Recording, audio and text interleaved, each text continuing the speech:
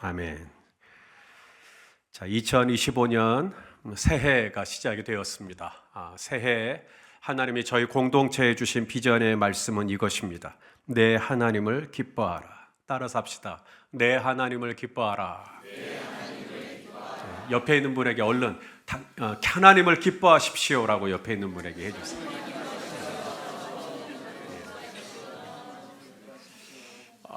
조금 불편할 수 있어요. 하나님을 기뻐하십시오라는 말이 너무 모호하단 말이죠. 하나님을 기뻐하라. 이게 무슨 말이지? 그래서 다음 주에 특세를 합니다.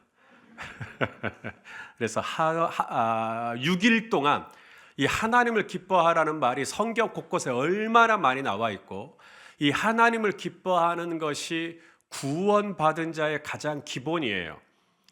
우리 장로님들 이번에 장로고시 볼 때 웨스트민스터 1조 1문학 나왔다 그랬죠. 사람이 사는 목적이 뭐냐?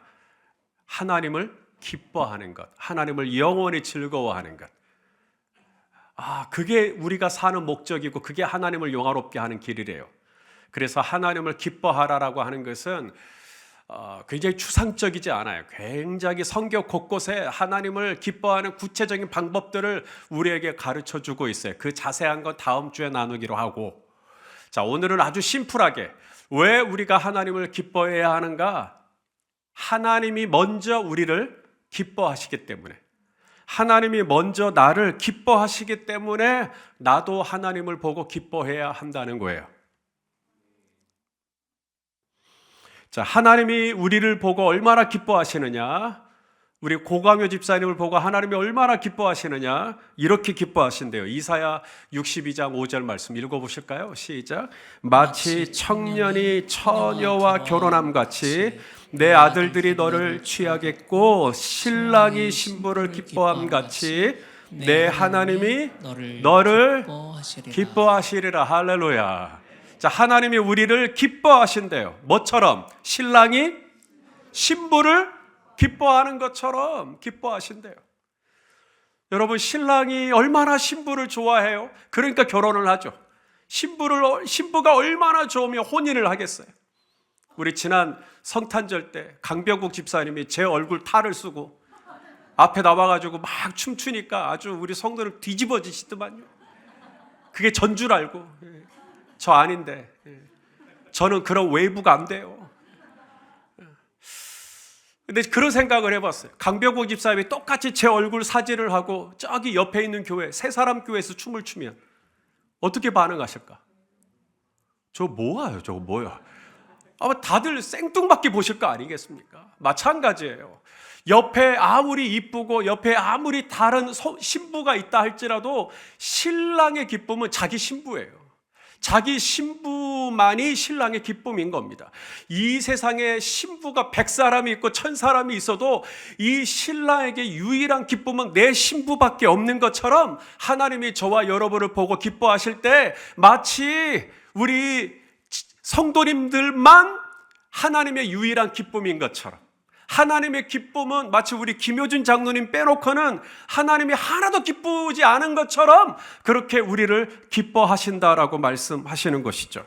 우리 스바냐 선지자가 했던 말을 한번 또 읽어보겠습니다. 스바냐 3장 17절 시작. 너의 하나님 여호와가 너의 가운데 계시니 그는 구원을 베푸실 전능자이시라. 그가 너로 말미암아 기쁨을 어떻게 해요?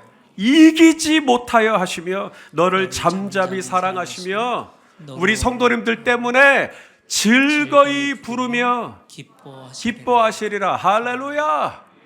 여러분, 하나님이 얼마나 우리 성도님들을 보고 기뻐하시는지, 하나님이 얼마나 우리 성도님들을 보면 춤을 추고 싶어 하시는지, 얼마나 우리 성도님들을 보면 하나님이 정말 얼마나 미치도록 좋아하시는지 그걸 아실까요? 하나님이 나를 이렇게 기뻐한다고? 여러분, 이 세상에 누가 나를 이만큼 기뻐하겠어요? 물론 우리 부모님도 내가 세상에 태어난 날 너무너무 기뻐하셨겠죠? 딱 그때만. 예?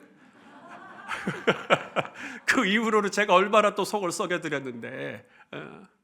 아니, 누가 나를 입맞고 기뻐하겠냐고요. 내 부모도 이렇게 기뻐하지 못해요. 내 배우자도 나를 이렇게 기뻐하지 못해요. 하나님이 저와 여러분을 보시고 기쁨을 견딜 수가 없다고, 기쁨을 이길 수가 없다고. 아니, 내가 그렇게까지 기쁨을 받을 만한 대사인가 싶지만 하나님은 그렇다고, 너는 그런 존재라고. 내가 너를 얼마나 기뻐하냐면, 우리 조재현 집사님을 얼마나 기뻐하냐면 하나밖에 없는 독생자 예수 그리스도를 십자가에 내어주시기까지. 그렇게 우리를 기뻐하신대. 그렇게 우리를 사랑하신다는 거예요. 양이 100마리라 그랬죠. 그 중에 한 마리를 잃어버렸어요. 한 마리 잃어버렸어도 아직 몇 마리 남았어요? 99마리 남았어요. 99마리 남았으면 그 99마리 가지고 살면 되죠. 그런데 성경에 나와 있는 목자는 달라요. 99마리를 들에다가 둬요. 그리고 이 잃어버린 한 마리를 찾아 헤매시는 거예요. 아니, 99마리가 아직 남아있는데 99마리를 들에 두고 이 한 마리가 없으면 목자가 죽나 봐요. 이 한 마리가 없으면 목자는 무슨 큰일 나나 봐요. 그 한 마리를 찾아 헤매시는 거죠. 한 마리를 찾아. 준서가, 우리 송준석 집사님 어디 계셔요? 준서가, 저기 계시고. 그러니까 저쪽에서 손을 든 것처럼 이 양이 이제 매 하고 이제 응답을 했겠죠. 그러자 이제 목자가 달려가는 거예요. 그리고는 이제 그 양의 엉덩이를 걷어차요? 지팡이로 그냥 확 꿀밤이라도 때려요? 성경은 그렇게 말하고 있지 않아요. 그 한 마리를 찾은즉 어깨에 메고 돌아와요. 그때 이 목자의 감정, 목자의 기분을 표시하는 단어가 있어요. 자, 누가복음 15장 4절에 읽어보겠습니다. 시작. 너희 중에 어떤 사람이 양 100마리가 있는데 그 중에 하나를 잃으면 99마리를 들에 두고 그 잃은 것을 찾아내기까지 찾아다니지 아니하겠느냐. 또 찾아낸즉 어떻게 해요? 즐거워 어깨에 메고. 여러분, 이 단어 보신 적 있어요? 즐거워라는 단어. 어깨에 맨 건 아시죠?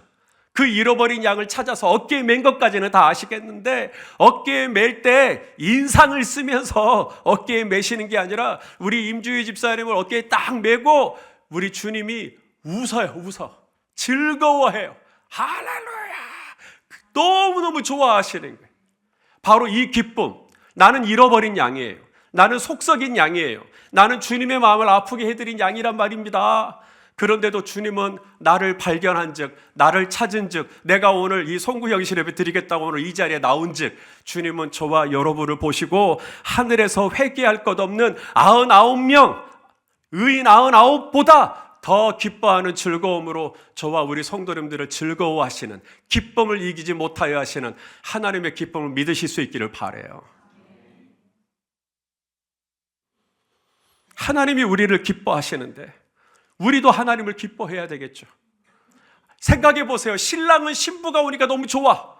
신랑은 신부가 오니까 막 견딜 수가 없어. 근데 신부는 신랑을 보고 우울해하는 거죠. 그러면 이게 뭐가 안 맞잖아요, 그림이. 하나님은 우리를 보고 막 좋아가지고 혜자야 그러면서 막 달려오는데 우리 정혜자 권사님은 그러든지 말든지 이러시면 이게 뭐가 안 맞잖아요. 목자는 양을 보고 즐거워서 주희야 하고 이름을 부르고 달려가는데 막 도망가 버린다든지 막 아무런 반응이 없으면 안 되겠잖아요. 담임 목사가 앞에서 할렐루야 하면 좀 기쁘게 아멘 해주셔야지. 그럼 거기서 이렇게 반응이 없으면 좀 힘들단 말이죠. 마찬가지로 우리 하나님께서 우리에게 나 때문에 기쁨을 이기지 못하여 하신다면 나 또한 하나님을 기뻐하고 나 또한 하나님을 즐거워하고 나 또한 하나님으로 인해서 글쎄요, 내가 하나님이 나를 기뻐하는 것만큼 내가 하나님을 기뻐할 수 있을까? 그건 자신이 없어요, 저도. 그러나 하나님이 나를 이토록 기뻐하신다면 그 사실만으로 우리는 하나님을 기뻐할 이유가 충분한 줄로 믿습니다. 자, 우리 사도 바울이 했던 말 빌립보서 4장 4절 읽어보겠습니다. 시작. 주 안에서 항상 기뻐하라. 내가 다시 말하노니 기뻐하라. 이게 빌립보서예요. 빌립보서는 옥중서신입니다. 바울이 감옥에서 쓴 편지라는 말이에요. 감옥이 좋은 곳인가요? 주 안에서 기뻐하라. 내가 다시 말하노니 기뻐하라. 감옥은 그렇게 기쁜 곳이 아니에요. 불편한 곳이에요. 잠을 편안하게 자겠어요? 음식을 맛있는 걸 먹겠어요? 기뻐할 게 별로 없단 말이죠. 그런데 바울은 로마의 감옥에 있으면서 빌립보 교회 성도들에게 기뻐하라, 기뻐하라. 하나님을 기뻐하라. 사실 사도 바울이 감옥에 있을 때 에바브로디도를 통해서 빌립보 교회 소식이 들려왔어요. 빌립보 교회 성도들 분위기가 이상하다는 거예요. 무슨 일인데? 라고 물어보니까 에바브로디도가 이제 빌립보 교회 이야기를 해주는 거예요. 사도 바울이 감옥에 이제 갇혔잖아요. 죄수가 됐잖아요.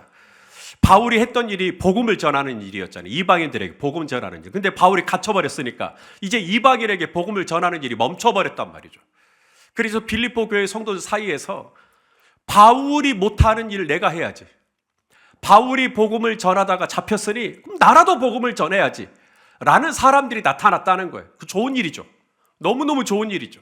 그래서 정말 순수한 마음으로 복음을 위해서 내가 복음을 전해야지, 내가 하나님 나라의 복음을 전할 거야. 그래서 복음을 전하는 사람들이 있었는데 또 다른 누군가가 이제 나타난 겁니다.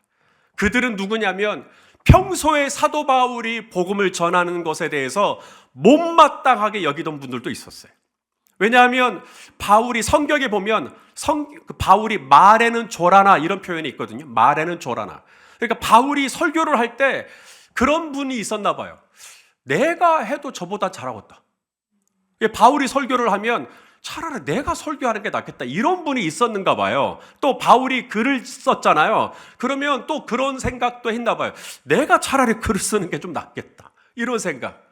내가 차라리 목회를 하는 게 낫겠다. 내가 차라리 복음을 전하는 게 낫겠다. 내가 하면 바울보단 낫겠다. 근데 바울이 딱 들어간 거예요. 감옥에. 그러자 그런 분들이 고개를 든 겁니다. 이번 기회에 나라는 존재를 알려야지. 내가 얼마나 바울보다 더 설교도 잘하고 내가 얼마나 바울보다 더 뛰어난 영적인 리더십을 가지고 있는지 나의 존재를 드러낼 거야 라는 분도 나타나기 시작한 거죠. 순수하고 참되고 그런 복음에 대한 열정을 가지고 영혼을 구원하겠다는 마음으로 복음을 전하는 사람도 있는가 하면 또 다른 한쪽에서는 육신적인 혈기와 정욕을 위하여 나쁜 동기를 가지고 본인의 존재감을 드러낼 목적으로 복음을 사용하는 사람도 있었다. 자, 이런 얘기가 감옥에 있는 바울에게 들려왔다면 이런 얘기를 들을 때 교회를 살아가는 바울의 입장에서 근심이 되지 않겠어요? 걱정이 되지 않겠어요? 야, 이거 이러다가 교회가 이거 4분 5열 되는 거 아니야? 교회가 쪼개지는 것 아니야? 걱정할 만도 한데 바울은 그 이야기를 듣고 웃습니다. 기뻐해요. 할렐루야! 이래요. 따라서 합시다. 믿음은 반응이다. 그러니까 믿음은 언제 드러나냐면 똑같은 상황의 반응이 달라요. 믿음은. 그러니까 걱정되네. 이제 앞으로 어떻게 될까? 이제 정말 두렵네. 염려가 되네. 마음이 무거워지네. 어두워지네. 라고 할 법도 해요. 근데 똑같은 상황인데 바울은 기뻐해요. 할렐루야! 그래요. 자, 읽어봐요. 빌립보서에서 그렇게 이야기를 해요. 빌립보서 1장 18절입니다. 시작. 그러면 무엇이냐? 거칠애로 하나 참으로 하나 무슨 방도로 하든지 전파되는 것은 그리스도니 이로써 나는 기뻐하고 또한 기뻐하리라. 그분이 참으로 복음을 전해도 전파되는 분은 그리스도니까 좋고 그분이 거칠애로 복음을 전해도 전파되는 분이 그리스도니까 나는 좋다.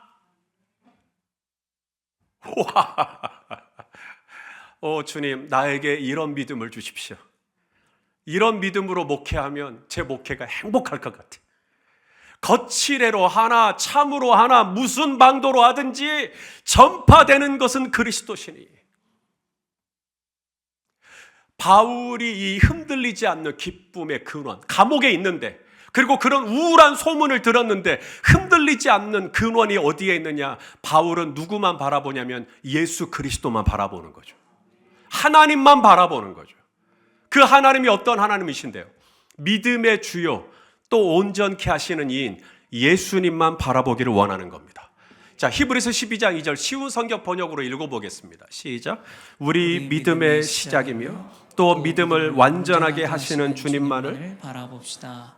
예수님께서는 십자가에서 돌아가실 때 아무것도 아닌 것처럼 모든 부끄러움을 참아내셨습니다. 예수님께서는 하나님께서 예비해 두신 기쁨을 기대하셨기 때문에 그렇게 하실 수 있었던 것입니다. 이제 그분은 하나님 보좌의 오른편에 앉아 계십니다. 할렐루야. 자, 보세요. 금년에 하나님이 저희 교회에 주신 비전은 내 하나님을 기뻐하라입니다. 하나님을 기뻐할 때 마치 하나님이 이 세상에 나밖에 기뻐할 사람이 없는 것처럼 나를 기뻐하는 것 하듯이 나도 마치 하나님만이 나의 유일한 기쁨인 것처럼 하나님만으로 만족하며 하나님만으로 기뻐하는 것. 그럼 됐죠. 그런데 특별히 오늘 이 사도 바울이 뭐라고 말하냐면 믿음의 시작이며 믿음을 완전하게 하시는 하나님, 이 하나님을 바라보자. 이 하나님을 바라봅시다. 자, 얼마나 흔들릴 만한 이야기예요. 사람들이 거칠애로 한다. 사람들이 사역을 하긴 하는데 하나님께 잘 보이기 위한 동기가 아니라 사람에게 잘 보이기 위한 동기로 한대요. 하나님께 영광을 돌리기 위해서가 아니라 본인이 영광을 받으려고 한다는 거예요. 그때 바울이 무슨 생각을 하냐면 믿음의 시작이시며 또 믿음을 완전케 하실 수 있는 주님, 다시 말해 비록 거칠애로 하지만 그분이 비록 사람의 영광을 구하는 동기로 하지만, 물론 그러면 안 되겠지만 그럼에도 불구하고 그분이 비록 잘못된 동기로 그리스도를 전파하고 있지만 그래도 그분이 복음을 전하고 있다는 것은 그분 안에 믿음이 있다는 거 아니냐. 그분 안에 그 믿음을 시작하신 분이 지금은 비록 사람을 의식하고 사람을 생각하고 사람에게 박수 받는 것이 더 좋으니까 그래서 사역하는 것이 좀 아쉽긴 하지만 그럼에도 그 믿음을 시작하신 분이 주님이시라면 그 믿음을 완전하게 하시는 분도 주님이시니 지금은 좀 사람을 의식하는 모습이 있다 할지라도 나는 그 주님, 이분의 믿음을 완전케 하시는, 이분의 믿음을 더 온전하게 하실 수 있는 이인 주님을 바라보며 나는 이 기쁨이 흔들리지 않겠다. 바로 이게 바울의 믿음이에요. 그렇게 하면 우리도 하나님을 기뻐할 수가 있겠죠. 우리 부모님들도 마찬가지예요.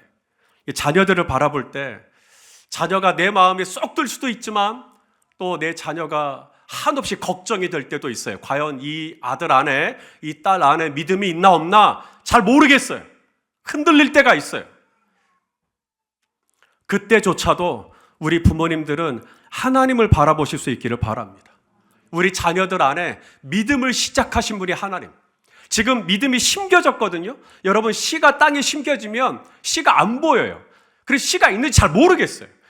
지금 이 땅 아래에 지금 이 자녀 안에 믿음이 있는지도 잘 모르겠어요. 심겨져 있으니까. 하지만 그 믿음을 시작하신 분이 주님이라면 지금은 좌로나 우로는 막 흔들리고 여러 가지로 불안전한 모습을 보이지만 내 자녀 안에 믿음을 시작하신 분이 주님이라면 주님의 때에 어느 날 갑자기 이 씨가 증폭이 되고 이 씨가 나중에는 싹이 트고 줄기가 자고 열매가 맺히는 것처럼 하나님께서 반드시 내 자녀를 붙들고 하나님의 영광을 나타내는 그런 은혜를 베풀어 주실 것이다. 그 믿음을 가지고 있을 때 기뻐할 수가 있는 거죠. 목회를 하다 보면 모든 성도가 다 성숙하면 얼마나 좋겠어요. 우리 목자 목녀가 목자원을 받을 때 목자원이 다 말을 잘 듣는 거예요. 목자원이 다 예배도 잘 드리고 목자원이 다 목장 모임도 잘하고 그럼 뭐가 성가시겠어요? 목회를 하다 보면 많은 성도님들을 만나고 때로는 우리 성도님들이 어떤 부족한 모습 때문에 제가 상처를 받을 때도 있고 때로는 내가 목회를 계속하는 것이 맞나 이런 회의감이 들 때도 솔직하게 있습니다. 그럴 때 저는 다시 한번 이 12장 1절 히브리서 말씀을 생각해요. 그래도 저분이 교회에 오지 않았나? 그래도 저분이 교회에서 사역하지 않냐? 그래도 저분이 교회에서 목장 모임도 하고 있고 저분이 그래도 뭐 교사도 하고 있고 뭐 성가대도 하고 있고 뭔가 그래도 하고 있다면 그분 안에 믿음이 있다는 거니까. 지금은 온전히 예수 그리스도를 닮은 아름다운 성숙한 성품의 모습은 아니라 할지라도 그분 안에 그래도 믿음을 시작하신 분이 주님이라면 주님이 우리 성도님들 붙들고 1년이 지나고 2년이 지나고 3년이 지나고 점점 그 믿음을 더 온유하게, 더 겸손하게, 더 거룩하게, 더 성결하게 우리 하나님이 그렇게 우리 성도님들을 다듬어 가주실 줄로 믿습니다. 그러면 제 안에 순간 어두웠던 마음이 다시 불이 딱 켜져요. 그래, 우리 권사님 안에, 우리 집사님 안에 믿음을 시작하신 주님이 그 믿음을 점점 완성하고 계실 거예요. 그 믿음을 세워주실 거예요. 사랑하시는 성도 여러분, 우리가 하나님을 기뻐하라, 내가 하나님을 기뻐해야지 그렇게 결심하면 온 우주가 나로 하여금 하나님을 기뻐할 수 있도록 막 도와줄까요? 천만의 말씀. 내가 하나님을 기뻐하려고 하지만 감옥에 있던 바울에게 빌립보 교회의 우울한 소식이 들려오잖아요.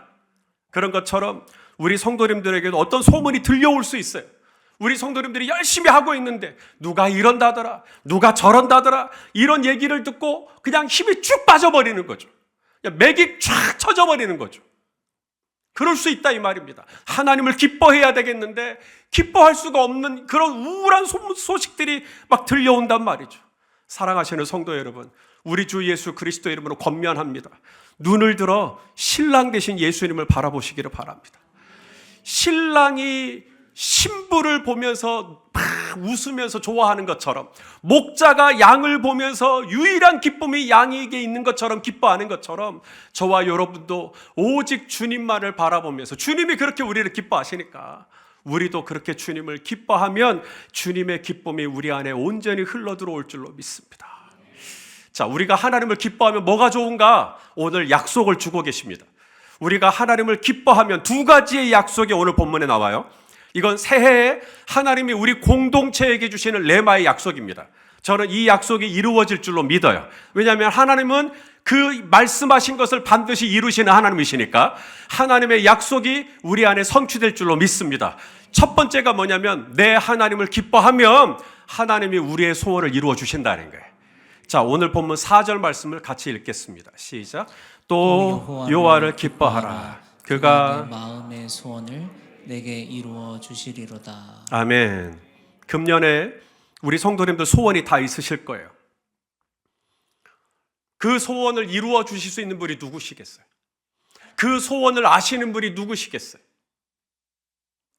즉이 교회 바깥으로 나가도 교회 예수님 안 믿는 분들도 다 소원이 있어요. 그런데 그분들은 자신들의 소원을 이루어주는 분이 누군지를 몰라요. 우리는 하나님을 아니까 하나님께 우리의 소원을 아뢰지만 그들은 하나님을 모르고 하나님을 믿지 않기 때문에 자신들 안에 소원은 있지만 이 소원을 이룰 수 있는 방법을 몰라요. 그래서 그들은 요슬램프 진이를 만들어내는 겁니다. 자신들에게 소원은 있지만 이 소원을 이룰 방법을 모르니까 그래서 생일 케이크 앞에 촛불을 불고 소원을 말하는 거예요. 그러니까 달에게 막 손을 비는 거예요. 아니, 달이 무슨 힘이 있습니까? 이제 해돋이를 보러 가겠지만, 아니, 해가 떠오르는 걸 보고 막 소원을 빌어요. 아니, 해가 무슨 힘이 있습니까? 해가 내 소원을 아뢰면 해가 듣습니까? 해가 귀가 있나요? 시편에 이런 말씀이 있습니다. 하나님은 우리의 소원을 들어주실 수 있대요. 왜냐하면 하나님이 우리의 귀를 만드셨기 때문에. 하나님이 우리의 귀를 만들어주셨다는 것은 하나님이 우리가 소원을 고백할 때 하나님이 우리 소원을 들어주신다는 이야기래요. 하나님은 우리의 눈을 만드셨대요. 하나님이 우리의 눈을 만드신 이유는 뭐죠? 내가 너를 보고 있다는 거예요. 내가 김미정 집사 너의 소원을 내가 보고 있다. 내가 김성배 집사 너의 소원을 내가 알고 있다.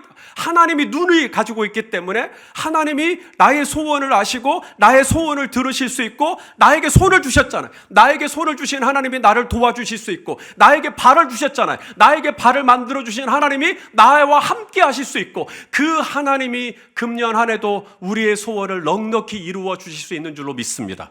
하나님에게는 그만한 지혜도 있으시고 그만한 방법도 있으시고 하나님은 무에서 유를 만들어내실 수 있는 전능하신 하나님이시기 때문에 우리 안에 있는 소원을 아시고 우리의 소원을 이루어 주실 수 있는 능력이 있으시죠. 그 하나님을 향해서 내가 가져야 될 태도가 뭐냐면 하나님을 기뻐하는 것이에요. 이거 너무나 상식적인 이야기예요.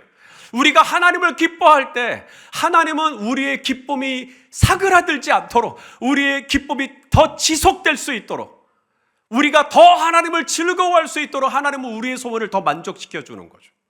이 세상에 어느 부모도 자녀의 소원을 이루어주고 싶지 않은 부모는 없어요. 내 자녀의 소원을 알고 나는 내 자녀의 소원을 이루어주고 싶은 부모님의 마음이 다 똑같아. 우리 하나님도 마찬가지라는 말입니다. 그래서 우리 하나님은 우리의 소원을 아시고 우리의 소원을 이루어주시고 우리의 소원을 들어주기를 원하는데, 그렇다면 우리가 해야 할 일이 뭐냐면 하나님을 기뻐하는 일인데, 하나님을 기뻐하지 않는다면, 하나님에게 원망을 한다면, 하나님에게 불평을 쏟아놓는다면 그 소원이 이루어지겠는가? 이스라엘 백성들이 광야를 지날 때 하나님은 그들에게 젖과 꿀이 흐르는 소원, 젖과 꿀이 흐르는 소원 이루어 주실 수 있죠. 그런데 생각보다 늦어져요. 40년이나 걸려요. 왜 그렇게 됐을까? 이스라엘 백성들이 광야를 지나는 동안 하나님을 기뻐하는 게 아니라 자꾸 하나님께 원망을 해버려요. 그러니까 소원이 이루어지질 않는 거예요. 자, 우리 민수기에 있는 말씀을 읽어보겠습니다. 14장 27절 시작. 나를 원망하는 이 악한 회중에게 내가 어느 때까지 참으랴. 이스라엘 자손이 나를 향하여 원망하는 바 그 원망하는 말을 내가 들었노라. 그들에게 이르기를 여호와의 말씀에 내 삶을 두고 맹세하노라. 너희 말이 내 귀에 들린 대로 내가 너희에게 행하리니. 이스라엘 백성들도 소원이 있죠. 광야를 지나는 동안 왜 소원이 없겠어요? 그런데 그 소원을 하나님이 이루어 주실 수 있지만 이루어 줄 수가 없더라는 거예요. 왜냐하면 하나님께 입만 벌리면 원망을 하니까. 그래서 오늘 본문 시편 37편에서도 내 하나님을 기뻐하라고 말하면서 그 다음에 우리가 읽지는 않았어요. 오늘 본문에 7절 8절 말씀 한 번 읽어보죠. 시작. 여호와 앞에 잠잠하고 참고 기다리라. 자기 길이 형통하며 악한 꾀를 이루는 자 때문에 불평하지 말지어다. 분을 그치고 노를 버리고 불평하지 말라. 오히려 악을 만들 뿐이라. 하나님은 저와 여러분의 소원을 아시고 그 소원을 이루어 주기를 원하세요. 2025년 우리 성도님들 소원 이루어지시기를 축복합니다. 그러려면 하나님이 말씀하세요. 내가 너를 기뻐하듯 너도 나를 기뻐해라. 또 기쁨을 또 앗아가요. 뭐가? 그러면 얼른 나의 시설을 들어 믿음을 시작하시고 이 믿음을 완전케 하실 수 있는 주님을 또 바라보는 거죠. 그래서 그 믿음이 그 기쁨의 유지가 되는 거예요. 그러면 주님이 내가 하나님을 기뻐하는 그 기쁨을 유지시켜주기 위해서라도 우리 성도님들의 소원을 헤아려 주시고 이루어 주실 줄로 믿습니다. 하나가 더 있어요. 하나님의 약속은 이게 끝이 아니에요. 내 하나님을 기뻐하라. 그 다음 뭐냐면 하나님이 내가 하나님을 기뻐하면 하나님이 저와 여러분의 길을 2025년 한 해 인도해 주신다라고 말씀하시는 거죠. 자, 우리 오늘 본문 5절, 6절 말씀을 또 읽어보겠습니다. 시작. 내 길을 여호와께 맡기라. 그를 의지하면 그가 이루시고 내 의를 빛같이 나타내시며 내 공의를 정오의 빛같이 하시리로다. 할렐루야. 우리가 하나님을 기뻐하잖아요. 내가 하나님을 기뻐해요. 하나님, 내가 이 짐을 하나님께 맡깁니다. 2025년 한 해 주님께 맡깁니다 라고 내가 하나님을 기뻐하면 하나님께서 우리 성도님들의 길을 인도해 주시겠다라고 말씀하시는 거죠. 근데 사실 저도 걱정이에요.